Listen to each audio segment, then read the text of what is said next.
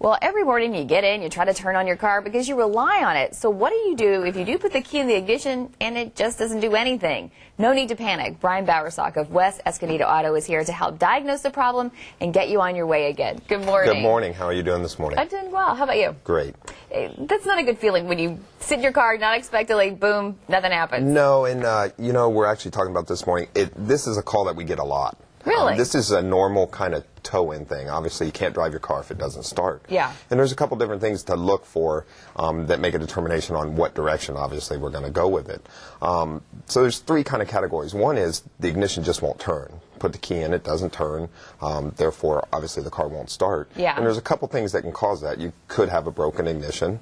You could have the wrong key. We've actually seen that before.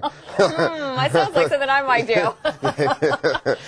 Yeah, I've had cars towed in and people, this is not the right key for the car. Oh, so it does happen. I mean, it happens to all of us. Oh, how embarrassing. Yeah, one is where you turn the key and nothing happens, just a click or no sound whatsoever, and that obviously is a problem. And the other is where you turn the key and the car actually cranks, and it makes it sound like it's trying to start, but it does not start. So which one's the worst news? If you turn it and nothing happens, or it starts to crank? Well, it depends, because when you turn it and nothing happens, often you can have a either electrical portion of the ignition switch or like a starter motor that's gone bad on the vehicle, which don't allow it to crank, or something else, alarms. Quite a few cars have alarms on these days. Sometimes they do malfunction and can cause problems even when you do have the fob and stuff to turn them off.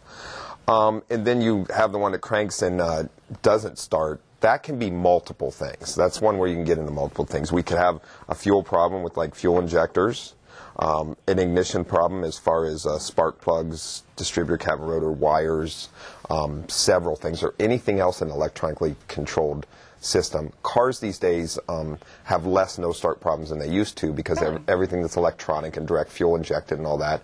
But when they do have a crank no-start problem, it can be something, obviously, that's highly technical. So if you're having to replace something like this, I mean, anytime I see something like this, it's kind of big, it's bulky, is this expensive to replace? It really depends on the year of the vehicle. Obviously, the newer ones, this is a reduction-type starter. Anywhere from probably $175 to $225 for the part, somewhere in there. Okay. So it's not extremely expensive, depending on what you consider extremely expensive. Yeah. As far as car repair, it doesn't compare to a transmission or anything like that. But yes, it can cost you a little bit of money, absolutely. Well, anytime I've ever had this problem, it always seems like it's just abrupt and sudden. When things fail, are there telltale signs that people aren't just paying attention to and don't really know that it's coming, or is it really that sudden? Yes, some of it there is. I mean, often with a starter, you'll get a situation where you turn the key and you hear a click, click, and then you turn the key again and the car starts. Yeah. Well, that's a sign that something's going wrong, obviously. Often people will let it go until the point where you turn the key and nothing happens no matter what you do.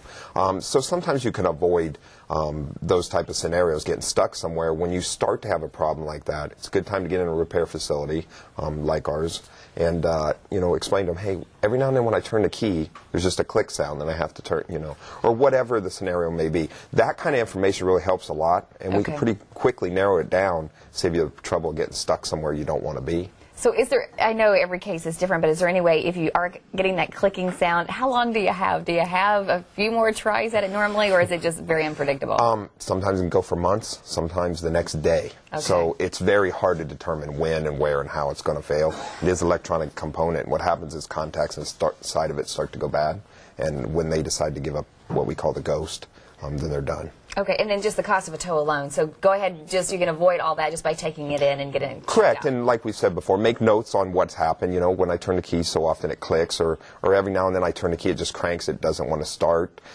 Is it early in the morning? Is it when it's more moisture outside? You know, is it when the car's sat in the hot sun all day long at work, etc.? Those things really help narrow down stuff like that for us. Okay, so keywords for you all to know exactly what's going wrong. Correct. All right, thanks so much for making sure we know how to get the car started, and if not, what to do about it.